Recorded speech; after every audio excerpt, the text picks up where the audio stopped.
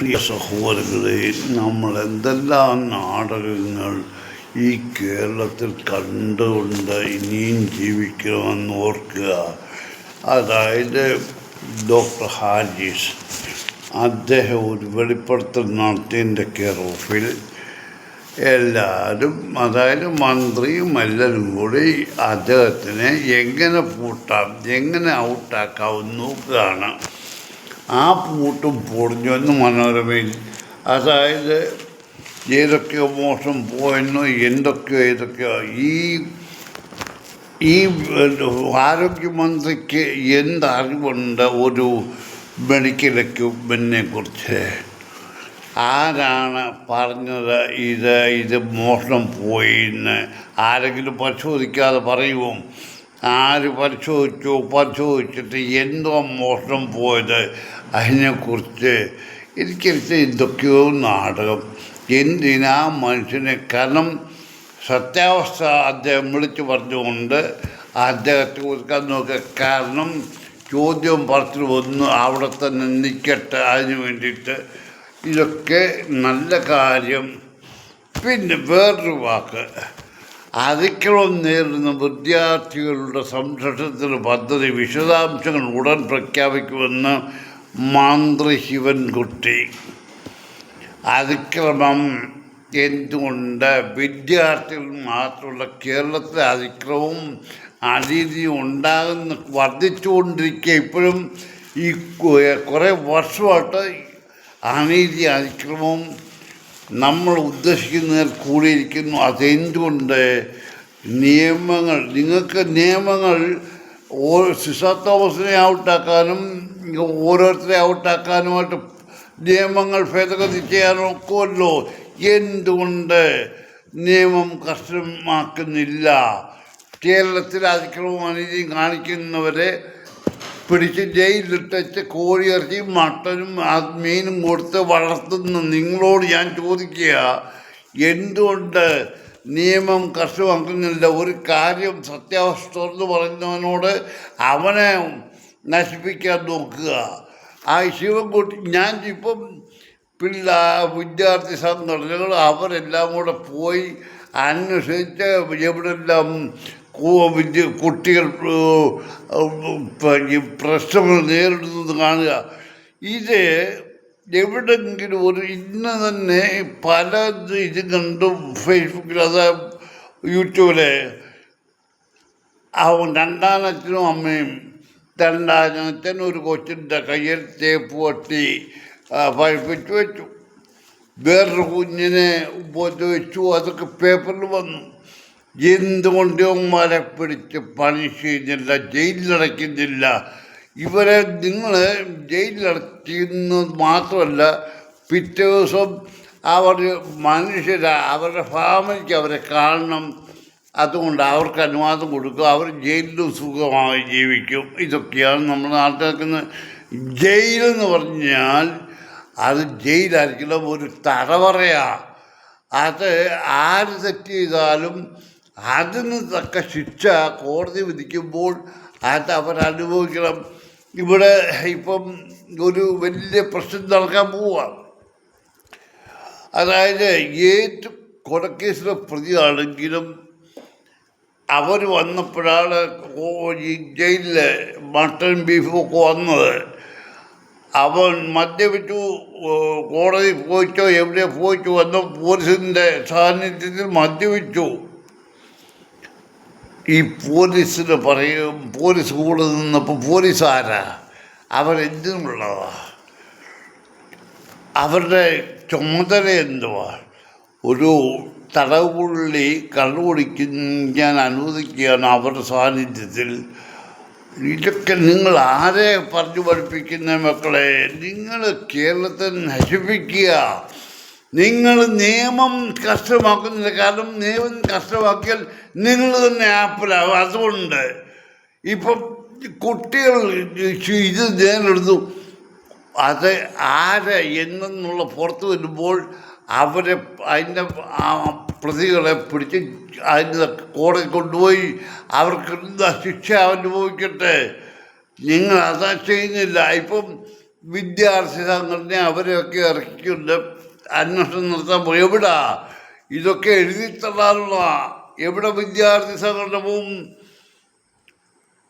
ഇതുവരെ നിങ്ങൾ ഏതെങ്കിലും കേസ് ഞാൻ ചോദിക്കട്ടെ, ആരോടുമല്ല, പൊതുജനങ്ങളോടാണ്. നിങ്ങളെല്ലാം മൗനമായി അങ്ങ് ഇരിക്കുന്നല്ലോ. നിങ്ങൾ എന്ത് കേട്ടാലും അനങ്ങത്തില്ല. കാരണം എനിക്ക് കുഴപ്പം, ഇന്നത്തെ കേരളത്തിലെ 3/4 ജനങ്ങളും സുഖമായി ജീവിക്കുന്നുണ്ട്. അതായത് ലോട്ടറി തന്നെയാണ് ഒരു കള്ള ബിസിനസ്. അതിനകത്തായി ഇപ്പം കൂടുതൽ ആൾക്കാർ. പോട്ടെ, അതിനെക്കുറിച്ച് ഞാൻ വിശദീകരിക്കുന്നില്ല. ഞാൻ ചോദിക്കുന്നത്, എന്തുകൊണ്ട് ഒരു കുഞ്ഞ് മദ്യപാനിയോ അല്ലെങ്കിൽ മയക്കുമരുന്നിന് അടിമയാവുന്നു, അവൻ്റെ മാതാപിതാക്കന്മാരില്ലയോ? ഇനിയിപ്പം നിങ്ങൾ ഈ വിദ്യാർത്ഥി സംഘടന കൊണ്ട് എന്ന് പറഞ്ഞ് എഴുതിത്തള്ളാനാ, പോക്കറ്റിലോട്ടിടാനാ, അല്ല, ഒന്നുമല്ല. പറയാമല്ലോ, പഞ്ചായത്തുകൾ പട്ടികൾക്ക് വളർത്തുപോകാം, പട്ടിക്ക് പോലും ലൈസൻസ് വേണം. തെരുവ് നായ്ക്കളെ അങ്ങനെ ചെയ്ത് ഇങ്ങനെ ചെയ്ത് അവരെ വന്ധ്യീകരണം ചെയ്ത് ഒരാഴ്ച ഷെൽട്ടറിൽ കിടത്തി ശുശ്രൂഷിച്ച് ആഹാരം കൊടുത്ത് അതിനാളിനെ വെക്കുമെന്ന് പറഞ്ഞ് എവിടെ നിങ്ങൾ ചെയ്തു? ഏതെങ്കിലും ഒരു പഞ്ചായത്തിൽ പറയാമോ?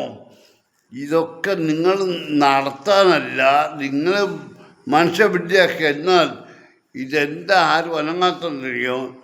ഞാൻ ചോദിച്ചാൽ ഞാൻ എൻ്റെ ജീവിതം കഷ്ടത്തിലാവും. ഒരു വിഭാഗം ആൾക്കാർക്ക് സുഖസൗകര്യങ്ങൾ ഒടുക്കിക്കൊടുത്തിട്ടുണ്ട്. അവരനങ്ങത്തിൽ അവർ വേണേൽ തിരിച്ച് എന്നോട് ബഹളം ഉണ്ടാക്കും. ഇതൊക്കെ നല്ല കാര്യം. സഭകളും മതങ്ങളും രാഷ്ട്രീയക്കാരും എല്ലാം വളരെ നല്ല കാര്യങ്ങളാണ് ചെയ്യുന്നത്. അതിനെക്കുറിച്ച് പറയുന്നില്ല. അന്ത്യകാലമായപ്പോൾ ഇത് ഇനിയും CPM തന്നെ ഭരണത്തിൽ വരണം. എങ്കിലേ കേരളത്തിലെ ജനങ്ങൾ പഠിക്കത്തുള്ളൂ. ലഹരിക്കെതിരെ ആലപ്പുഴ ബീച്ചിൽ സമ്മേളനം, നല്ല കാര്യം. കേരളം മുഴുവൻ നടക്കുന്നു ഓരോ സഭകൾ ലഹരിക്കെതിരെ. ഇതൊക്കെ പബ്ലിസിറ്റി. എന്തോ മനുഷ്യനെ വിദ്യയാക്കിയിട്ട് ഇതിൻ്റെ എല്ലാ നേതാക്കന്മാർക്കും അവർ ചെയ്യുന്ന എന്തെന്ന് മറ്റുള്ളവർ ചിന്തിക്കാതെ അവർ നല്ലതാണ് ചെയ്യുന്നത് ചിന്തിക്കാനായിട്ട് ഒരു അവസരം ഉണ്ടാക്കുന്നതല്ലാതെ ഒന്നുമില്ല. BDJS തന്നെ ഛത്തീസ്ഗഡ് കന്യാസികൾ അതിനെക്കുറിച്ച് പറഞ്ഞിട്ടുണ്ട്. ഞാൻ ചോദിക്കുന്നത്, ഈ BDJSൻ്റെ തുഷാർ വെള്ളാപ്പള്ളിയോട് ഞാൻ ചോദിക്കുക, ഈ ഛത്തീസ്ഗഡിലെ കന്യാസികൾക്ക് എന്തധികാരമുണ്ട് അവിടെ പോയി ആദിവാസി പെൺകുട്ടികളെ എടുത്തുകൊണ്ട് വരാൻ? ഏത് നിയമമുണ്ട്? നിങ്ങൾ റിക്രൂട്ടിംഗ് ഏജൻസി മുഖേനയാണ് അവർ പോയത്, അതോ അവരെ എന്തുവായാലും അവർ പോയപ്പോൾ കന്യാസികൾ തെറ്റുകാരല്ല, സഭയാണ്, സഭയിലെ ഭർത്താമാരും പുരോഹിതന്മാരും അവരുടെ അധികാരികളും. അവർ പോയപ്പോൾ അവരുടെ വേണ്ടുന്ന പേപ്പർ കൊടുക്കണം. എന്നിട്ട് അവരെന്നുകൊണ്ട് ആ പെൺകുഞ്ഞുങ്ങളെയും അവരുടെ മാതാപിതാക്കന്മാരെയും അവിടുത്തെ പോലീസിൽ കൊണ്ടുവന്ന് അവരെ അറിയിക്കണം. കാരണം മറന്നുമല്ല, ഒരു റെക്കോർഡും ഇല്ലാതായി ഇന്ന് സഭകളെല്ലാം ഓരോ കാര്യങ്ങൾ ചെയ്യുന്നത്. അവിടുന്ന് ആ കുഞ്ഞുങ്ങളെ കൊണ്ടുപോയി ആ തള്ളമാർക്ക് എത്ര രൂപ കൊടുത്തുന്നു നിങ്ങൾക്ക് വല്ലതും അറിയാമോ? അറിയത്തില്ല. അവർക്ക് കാശ് കൊടുത്തിട്ടുണ്ട്, കൊടുത്തേച്ചാ കൊണ്ടുപോയത്. തീർച്ചയായും അന്വേഷിച്ചാൽ അറിയാം. എന്നാൽ എന്തായാലും നിങ്ങൾ ഈ കുഞ്ഞുങ്ങളെ നാളെ കാണാതായാൽ ആ മാതാപിതാക്കന്മാർ അറിയുന്നില്ല, ആ കുഞ്ഞുങ്ങൾ എവിടെ പോയെന്ന് അറിയുന്നില്ല. കത്തോലിക്ക സഭയിൽ കൊണ്ടുപോയി, നല്ല സഭ, ആത്മീയ സഭ എന്ന് പറഞ്ഞാൽ ഇതുപോലൊരു സഭ വേറൊന്നുമില്ല. സത്യസന്ധമായിട്ട് വഞ്ചനയാനിതിയും കാപട്യം കൊണ്ട് ഒരു സഭ ഇത് തന്നെ, ഓർത്തോ സഭയും അത് തന്നെയാണ്. ഞാൻ കൂടുതൽ പറയുന്നില്ല. രാഷ്ട്രീയവും അതുപോലെ തന്നെ. ഈ രണ്ട് കൂട്ടരും ഒരുപോലെ വഞ്ചനക്കൂടെ ജീവിക്കാൻ നോക്കുന്ന മേലധികാരികളാണുള്ളത്. എല്ലാ തലപ്പത്തുമുള്ളവർ സുഖമായി ജീവിക്കാനായിട്ട് അതാണ് ഓരോ ദിവസവും ഓരോരോ കാര്യങ്ങൾ പറഞ്ഞ്. നിങ്ങൾ കേരളത്തിൽ എന്തുകൊണ്ട് നിയമം കർശനമാക്കുന്നില്ല? കേരളത്തിൽ നിയമം കർശനമാക്കിയാൽ ആന്തൂർ സാഹചര്യൻ്റെ പ്രശ്നം തൊട്ട് ഓരോരുത്തരകത്താകും. കരുവന്നൂർ ബാങ്ക് കേസിലെ പ്രധാന പ്രതികൾ വെളിയിൽ ഇപ്പോഴും സുഖമായി ജീവിക്കുന്നു. പലരും പൈസ ഡിപ്പോസിറ്റ് ചെയ്ത് ആത്മഹത്യ ചെയ്തു. എന്തുകൊണ്ട് ഇവരൊന്നും നിങ്ങളുടെ സൈഡിൽ നിന്ന് ഒരു അന്വേഷണം വെച്ചാൽ മറ്റേ തീർന്നു പോയി. എത്ര കോപ്പറേറ്റീവ് ബാങ്കുകൾ അടച്ചു നാട്ടുകാർ നശിപ്പിച്ചു. നിങ്ങളെ വാച പഠിക്കാൻ എന്തും നല്ലതാ. ശിവൻകുട്ടിക്ക് എന്തിനറിവാ? ശിവൻകുട്ടിക്ക് ഒരു 4 ലക്ഷം ഒരുമിച്ച് വായിക്കാൻ അറിയാമോ? ശിവൻകുട്ടിയായപ്പം പിള്ളേരെ രക്ഷിക്കാനായിട്ട് പോകുന്നത്.